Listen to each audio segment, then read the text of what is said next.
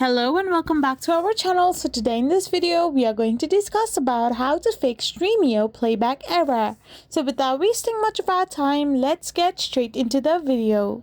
So to fix playback errors in Stremio, try troubleshooting steps like checking your internet connection, restarting the app or website, or clearing cache, and reinstalling Stremio or its add-ons. So talking about it in more depth, so you can simply do basic troubleshooting like check your internet connection, restart the Stremio website, restart your device, or clear Stremio's cache and data.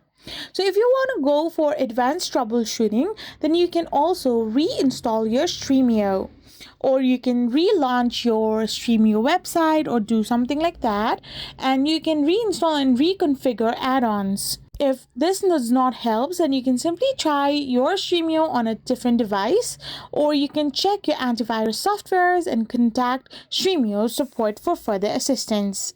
I hope you found this video helpful, so don't forget to hit that subscribe button and do give us a thumbs up. We will be back again with more informative videos. Thank you for watching.